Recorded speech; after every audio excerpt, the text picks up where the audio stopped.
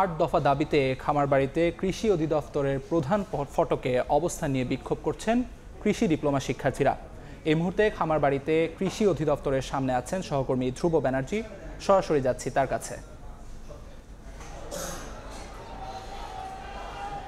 রাজধানীর খামারবাড়ির অবস্থা এখন কিছুটা উত্তপ্ত বলা চলে। কৃষি সম্প্রসারণ অধিদপ্তরের যে প্রধান ফটক, সেই ফটকের যে ভেতরের অংশ, সেই ভেতরের অংশে মূলত এখন কৃষি ডিপ্লোমা শিক্ষার্থীরা অবস্থান নিয়েছেন এবং এখানেই তারা বসে অপেক্ষা করছেন তাদের প্রতিনিধি দলের সঙ্গে। তারা চাচ্ছেন যে এখানকার যারা ঊর্ধ্বতন কর্তৃপক্ষ আছে তাদের যাতে একটা সাক্ষাতের ব্যবস্থা করা হয় এবং সেখানেই তারা তাদের যে 8 দফা দাবি আছে সেই 8 দফা দাবি তুলে ধরবেন।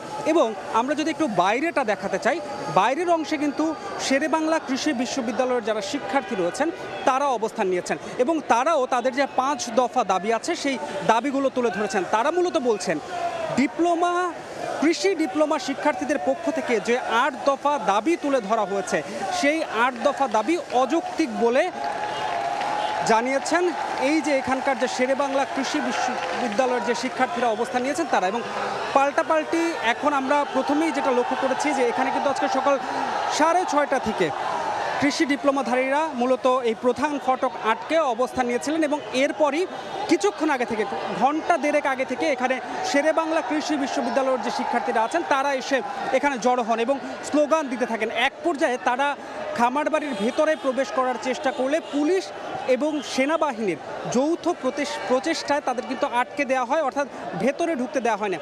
কারণ দুপক্ষের যদি মুখোমুখি অবস্থান হয় এখানে একটি বিশৃঙ্খল পরিস্থিতির সৃষ্টি হতে পারে। সেই ধারণা থেকেই কিন্তু পুলিশ বাইরে থেকে যে শেরেবাংলা কৃষি বিশ্ববিদ্যালয়ের যারা শিক্ষার্থী রয়েছেন তাদেরকে ভেতরে প্রবেশ করতে দিচ্ছে না এবং ভেতর থেকে যারা কৃষি ডিপ্লোমার শিক্ষার্থী রয়েছেন তাদেরকে বাইরে বের হতে দিচ্ছেন না। কারণ এখানে একটি বিশৃঙ্খলার শঙ্কা সৃষ্টি হচ্ছে। সব কিছু মিলিয়ে এখন পরিস্থিতি যদি বলি সেটা হচ্ছে কিছুটা উত্তেজনা বিরাজ করছে এবং কিছুক্ষণ পরপর শেরেবাংলা কৃষি বিশ্ববিদ্যালয়ের যে শিক্ষার্থীরা রয়েছেন তারা ভেতরে ঢোকার চেষ্টা করছেন, কিন্তু পুলিশ এবং সেনাবাহিনীর প্রচেষ্টায় তারা কিন্তু ভেতরে প্রবেশ করতে পারছেন না। এই ছিল রাজধানীর খামারবাড়ি থেকে আমার কাছে সর্বশেষ। রাজধানীর খামারবাড়ি থেকে কৃষি ডিপ্লোমা শিক্ষার্থীদের বিক্ষোভের সবশেষ জানাচ্ছিলেন সহকর্মী ধ্রুব ব্যানার্জি।